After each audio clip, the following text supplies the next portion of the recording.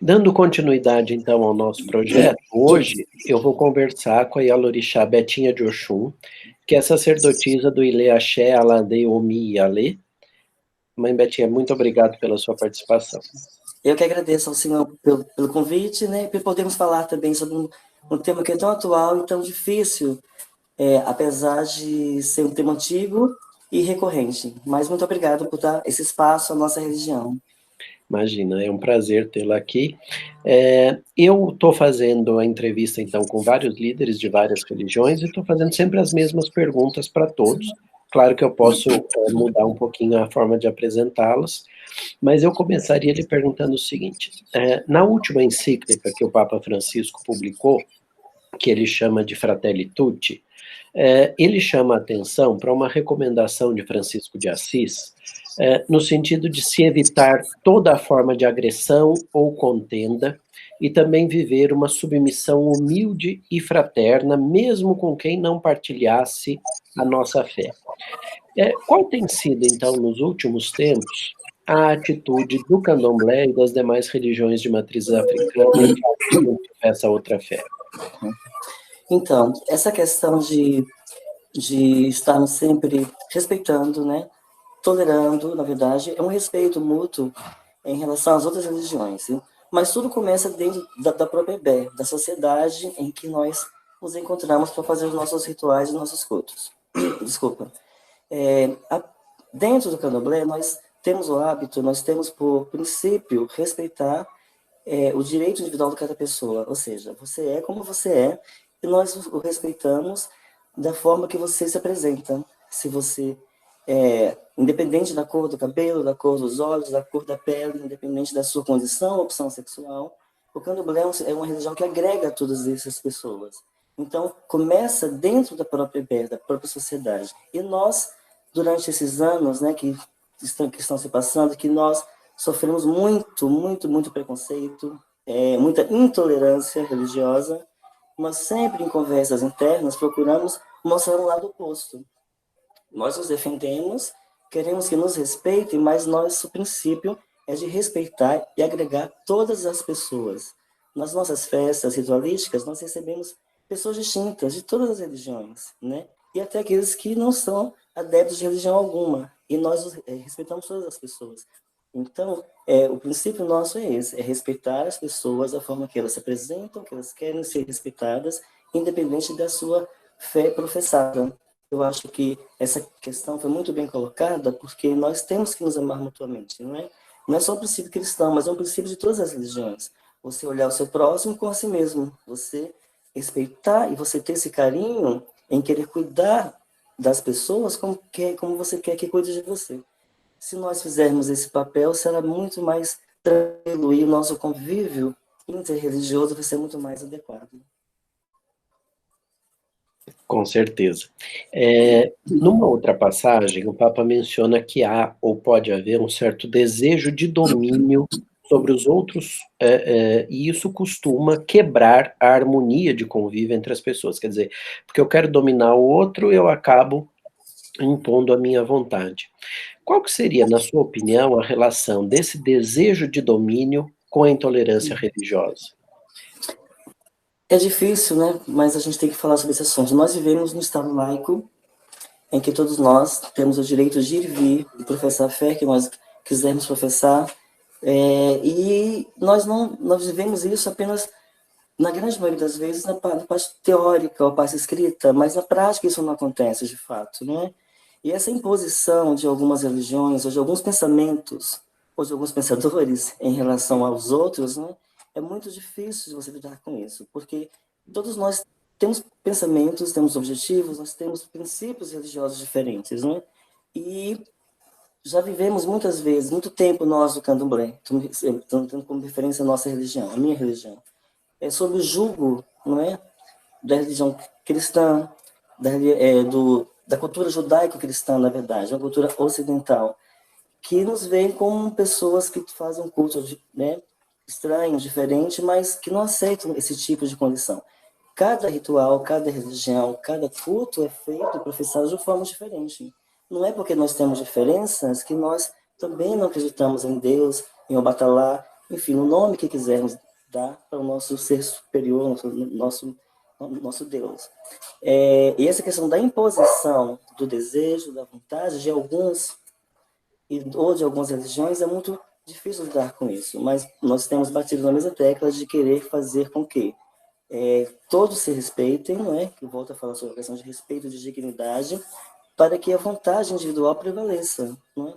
No candomblé nós temos uma hierarquia, nós seguimos os nossos abás, que são os mais velhos. Então existem os mais velhos, e nós que somos mais novos, nós sempre estamos atentos e atentas aos conselhos, aos princípios, aos dogmas, mas não há uma imposição, há apenas um aconselhamento desses para que nós possamos evoluir espiritualmente.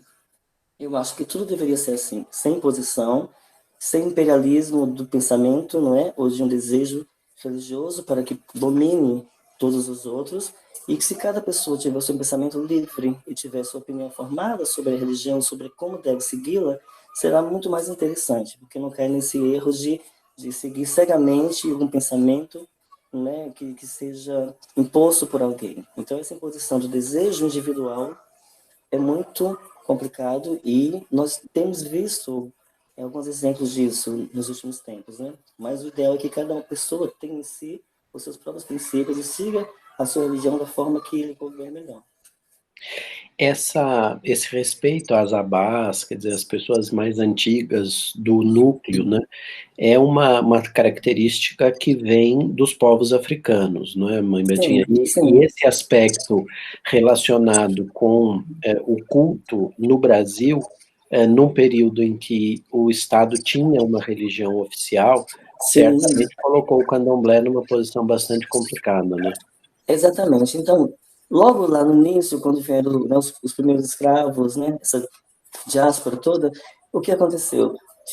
Nós, né, eu falo dos meus ancestrais, tiveram que se submeter ao cristianismo para poder cultuar por trás dessa máscara, digamos assim, os nossos orixás, né? E isso prevaleceu durante muito tempo. Tanto que houve o sincretismo religioso, que hoje nós não precisamos mais. Respeitamos todas as religiões, respeitamos a religião católica, os santos católicos, temos um respeito muito grande pela dignidade de cada religião, mas hoje já não precisamos mais nos submeter a esse tipo de situação, que na época foi realmente necessário para que pudéssemos conservar o nosso culto. E foi graças a isso também, nós temos que reconhecer que o candomblé prevaleceu e sobreviveu a todo esse período, não é, inicial, que foi muito difícil. Então, existiu realmente isso, e nós somos muito gratos a toda essa ancestralidade, inclusive ao cristianismo, né, que de uma maneira sufocou a religião, mas também nos deu oportunidade de, através do sincretismo, podermos continuar com a nossa fé. Muito bem. E a senhora considera que há egoísmo entre os povos religiosos, relativamente àqueles que professam outros credos? O que a gente vê muito comum, né, que é muito comum, as religiões que professam certos tipos de credo e tudo mais, eles querem que as pessoas também tenham o mesmo pensamento, que sigam os mesmos princípios, que sigam os mesmos dogmas, como se aquilo fosse a verdade plena e absoluta. E isso não existe, né? Porque não há uma verdade plena, uma verdade absoluta. E a religião é fé. Então, a fé é algo abstrato que você sente, é a sua conexão com o sagrado, é sua afinidade com o sagrado. Então, cada um tem afinidade de uma forma diferente. Eu sinto de uma maneira o sagrado, o Senhor sente de uma maneira o sagrado, o sagrado fala de um modo geral. Então, todos nós sentimos de forma diferente. E, realmente, essa questão de achar que um certo tipo de crença ou de pensamento filosófico que seja é o único e é o absoluto e é o certo, isso é um equívoco imensurável, porque existem outros pensamentos tão bons quanto que nos levam a Deus, ao Lorum, não é? Que é o nosso grande fim, é sempre agradar os nossos orixás, no candomblé e nas religiões também, seus santos, enfim, cada um com a sua especificidade. Claro. Numa outra passagem, ali no item 15 da encíclica, o Papa se refere ao papel da ideologia na negação das ideias do outro, né? E ele escreveu o seguinte: não se acolhe a sua parte da verdade, os seus valores, e assim a sociedade se empobrece, e acaba reduzida à prepotência do mais forte. Como que isso afeta ou pode afetar o diálogo interreligioso, na sua opinião, né, Betty? Na verdade, as questões que a gente volta à pergunta anterior, que tem muita conexão com essa, não é? A questão de ter um ideal e desse ideal ser pregado como sendo o ideal pleno e absoluto para todos os outros, não é? E seria muito interessante em que nós temos os nossos ideais, somos idealistas de opiniões diferentes, diversas, que pudéssemos compartilhar essas opiniões, compartilhar esses ideais, para que pudéssemos todos, né, de uma certa maneira, chegar a uma harmonia que hoje em dia cada religião professa, desculpa, suas opiniões, tem seus dogmas, tem sua ideologia firme e centrada, mas se houver uma abertura, pelo menos de pensamento em relação a isso, eu acho que o diálogo seria muito mais interessante.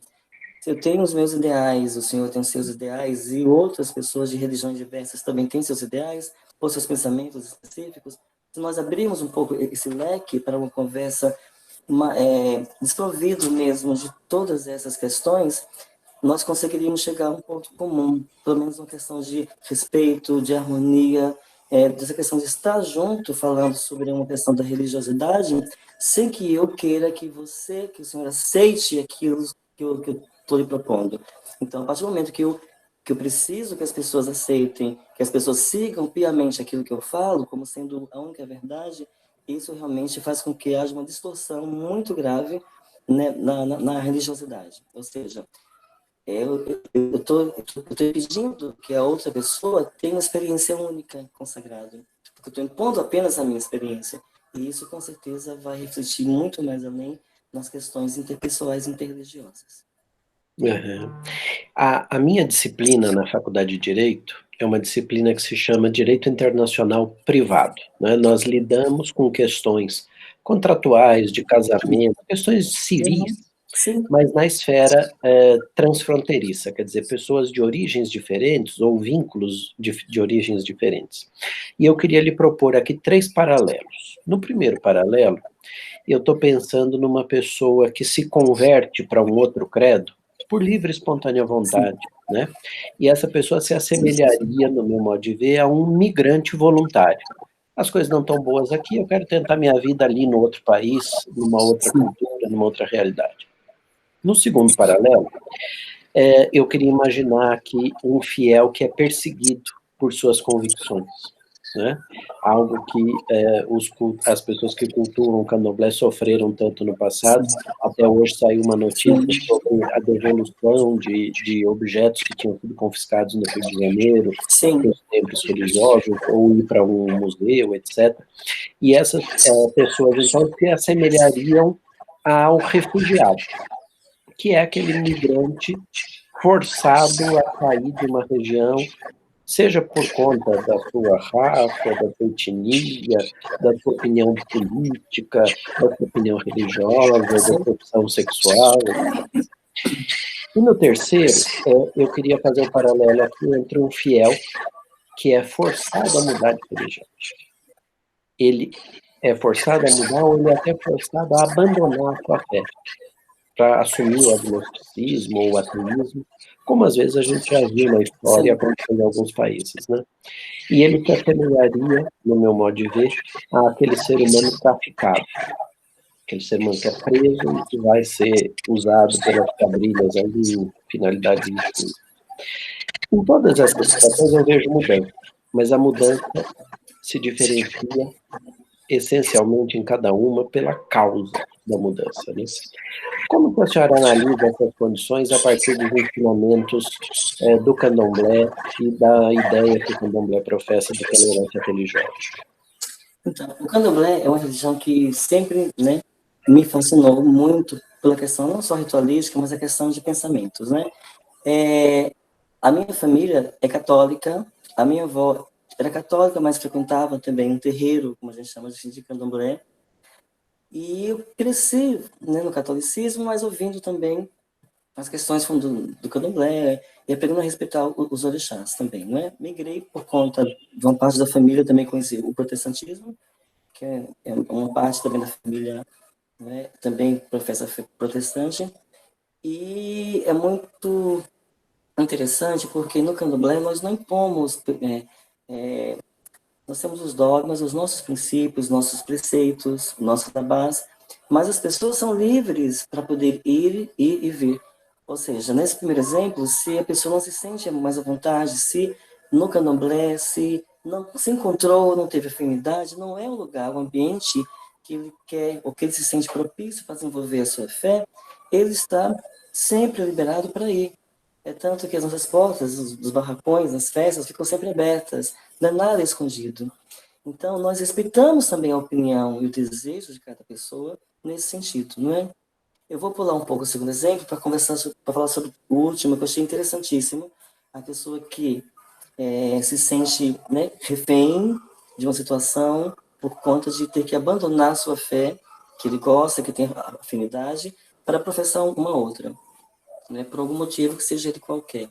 Então, isso é uma situação muito complicada, porque você termina não tendo a felicidade, não tendo afinidade com o sagrado, você se encontra numa situação em que precisa, de fato, por questões, sejam pessoais, seja de relacionamento, professar uma outra fé que não é sua. Então, você vai se tornar um ateu dentro de uma religião que você não acredita. Então, se você é um ateu, você não acredita naquele sagrado, você está ali apenas por conveniência. Deve ser uma situação muito difícil.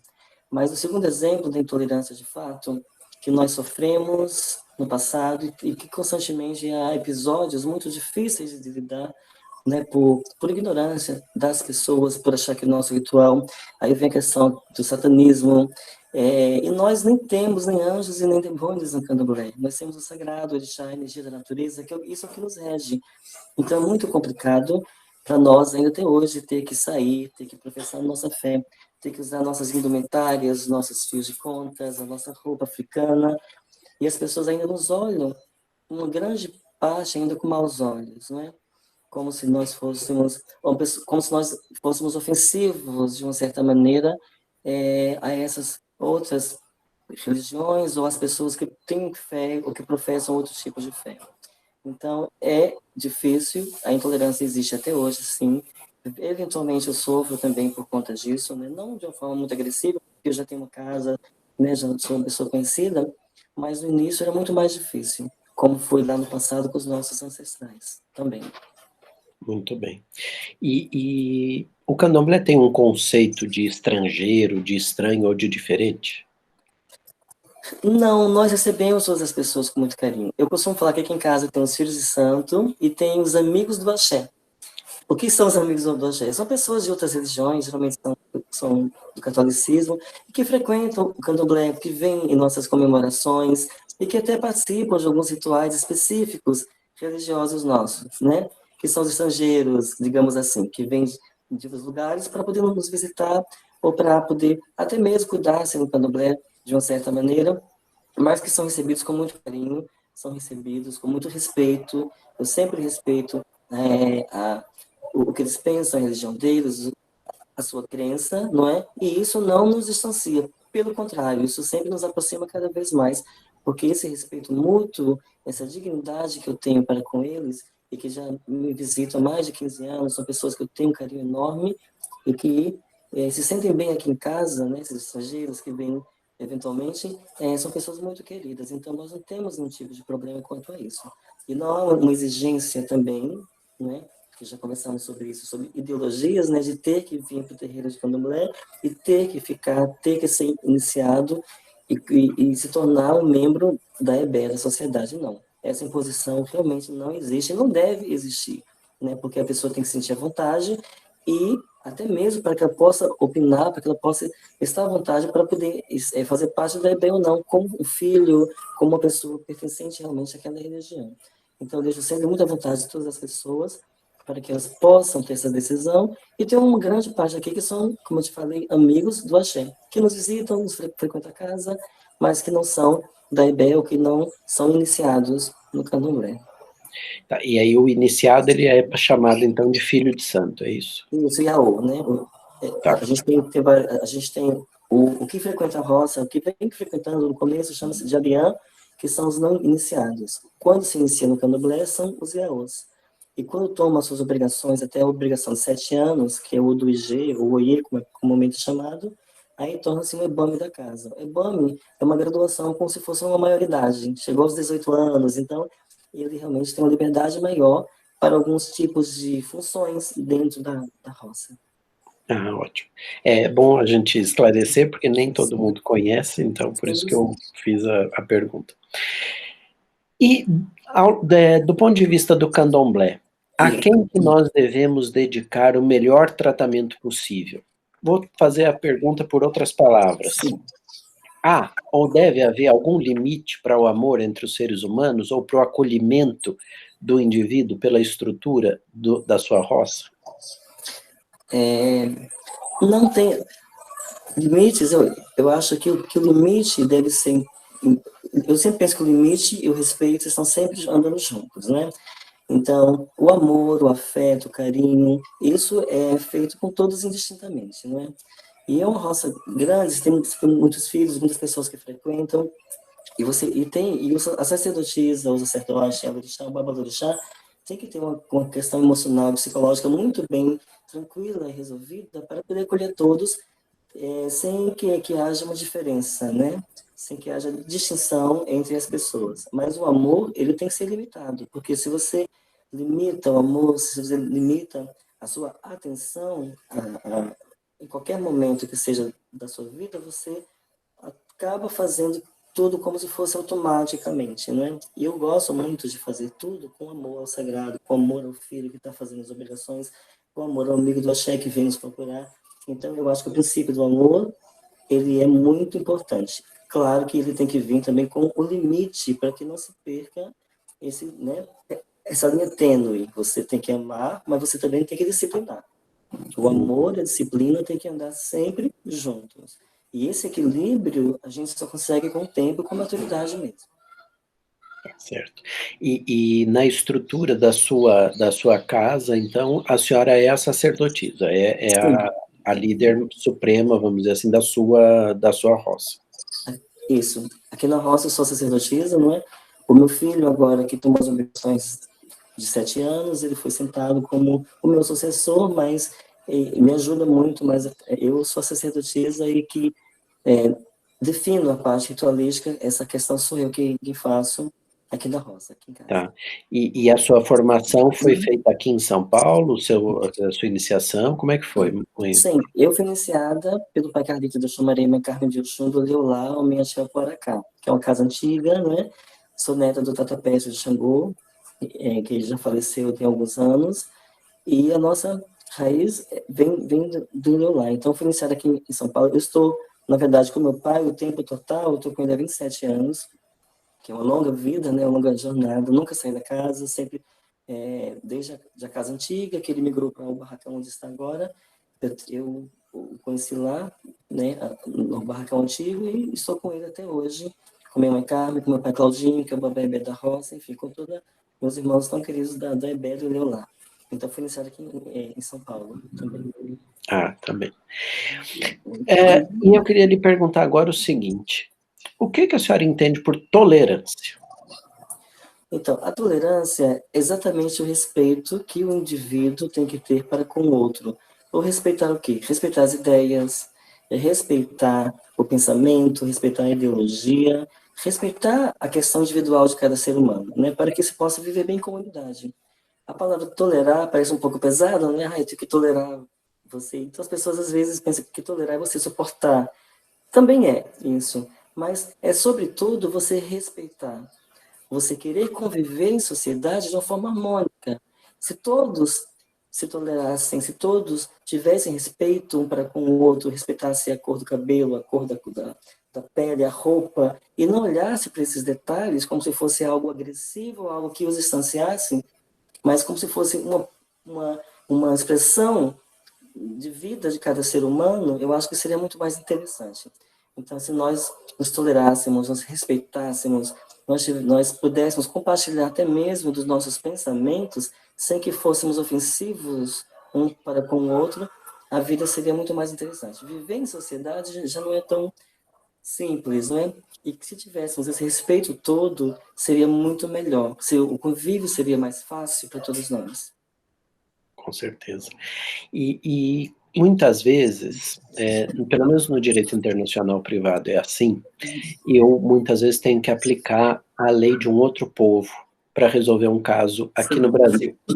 E na hora que eu vou conhecer essa lei estrangeira, essa lei pensada para uma outra cultura, para um outro povo, muitas vezes eu me deparo com uma situação em que, se eu a aplicar aqui, eu posso produzir um resultado que talvez a minha população, a população brasileira, não aceite. Isso entendi. acontece, por exemplo, com a situação de povos poligâmicos, que aceitam casamento concomitante de Sim, várias pessoas. Só para dar um exemplo. E aí a gente diz que a lei que deve ser afastada, que eu não vou aplicar, é aquela que produz o intolerável, que produz o abjeto, aquilo com que eu não consigo conviver, né? E aí eu lhe perguntaria, o que lhe parece intolerável nas relações humanas? intolerável nas relações humanas é exatamente isso. As pessoas estarem muito concentradas, ou o egoísmo individual, de não olhar ao próximo, um pequeno momento que for, que seja, olhar o seu próximo, quem está do seu lado, seu parente, seu familiar, seu amigo, a questão da religião que frequenta, olhar com carinho, olhar com respeito, olhar não com olhar crítico, mas olhar de quem quer ajudar. Se você ajudar o seu próximo, você vai estar se ajudando também, porque você vai estar evoluindo espiritualmente. Então, volto a falar sobre a questão muito enfática, a questão do respeito. O respeito é muito importante para que nós possamos conviver e viver em sociedade. Mas não é respeitar apenas por imposição. É o respeito natural de você aceitar as questões das pessoas como elas são. As pessoas com as condições sociais, culturais, sexuais, da forma que elas se apresentam. Então, isso, para mim, é algo que vai mudar, não é? E não é tolerável, ou seja, você agir contrário a isso, não é? Aos princípios básicos do ser humano, que é amar, que é compartilhar e que é conviver bem em sociedade. Tudo que foge desse padrão é realmente intolerável. Certo. E uma última pergunta, já nos encaminhando aqui para o final, antes de dar a palavra para fazer suas considerações finais, eu queria lhe perguntar o seguinte: como é que o candomblé explicaria, então, a possibilidade da gente romper com a determinação de que uma determinada lei fosse aplicada, ou um determinado comportamento adotado? Como é que se lida com essa ruptura, mãe Betinha? É uma pergunta difícil essa, né? Porque envolve várias questões nesse sentido aí.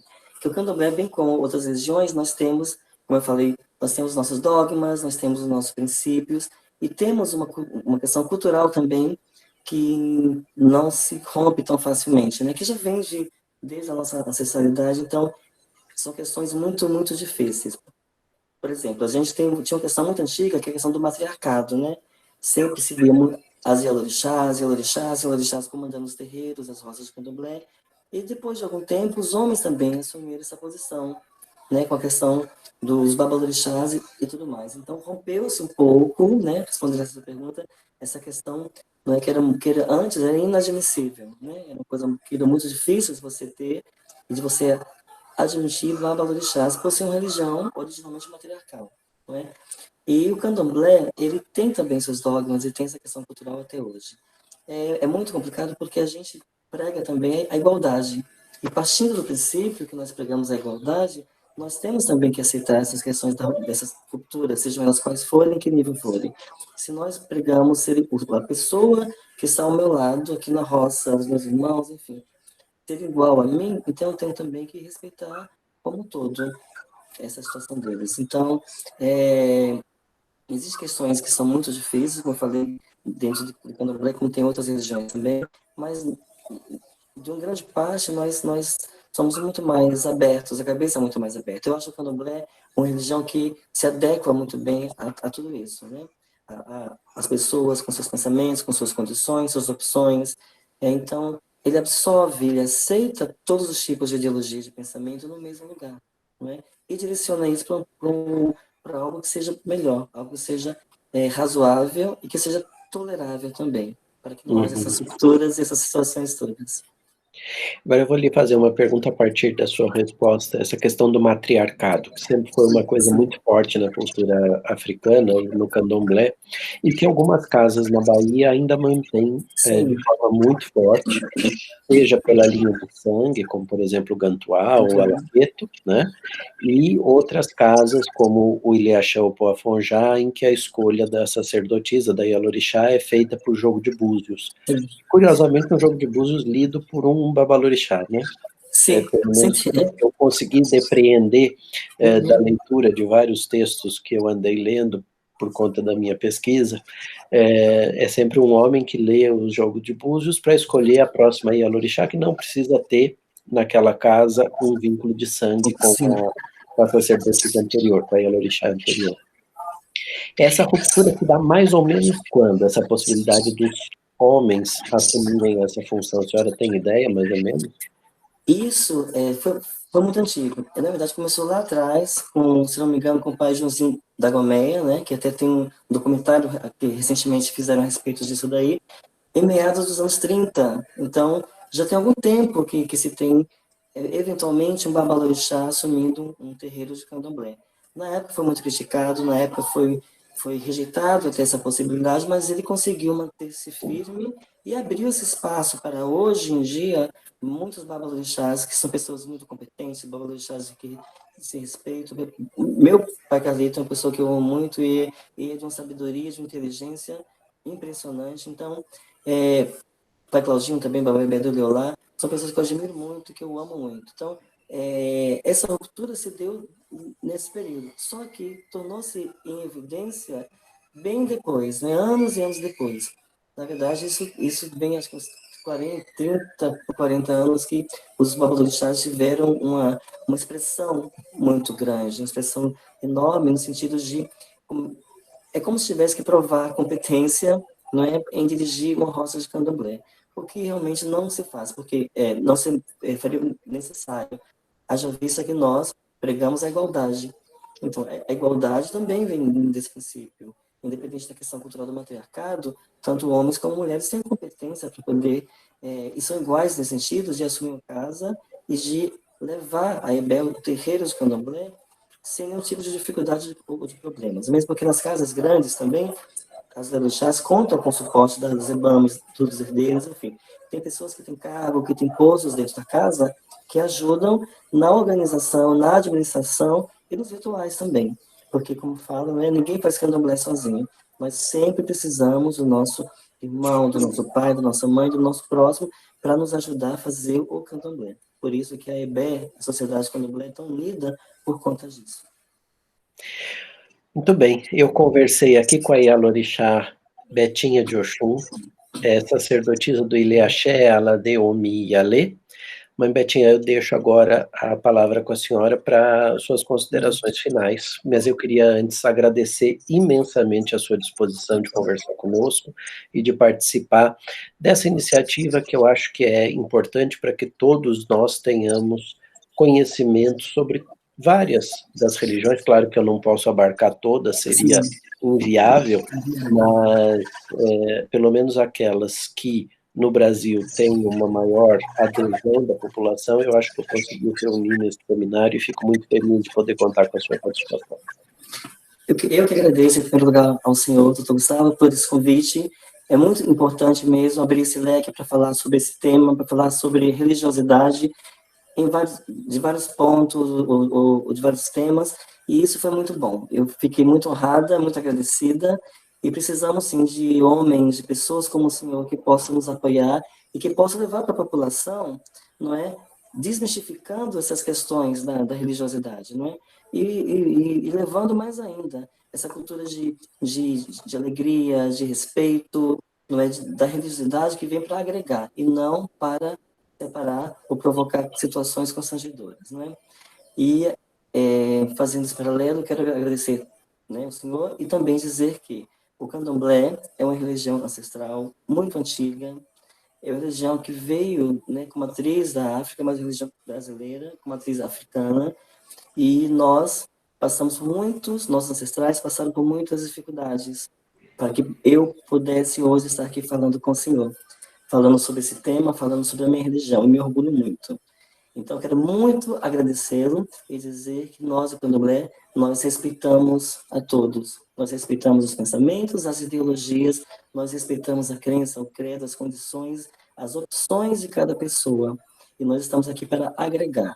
Então, que o Lorum, que o Batalá possa abençoar cada um de vocês, que nos abençoe e que nos dê também discernimento para sermos pessoas mais compreensivas, mais compreendidas e que realmente possamos ter tolerância uns para com os outros. Muito obrigada, Axé.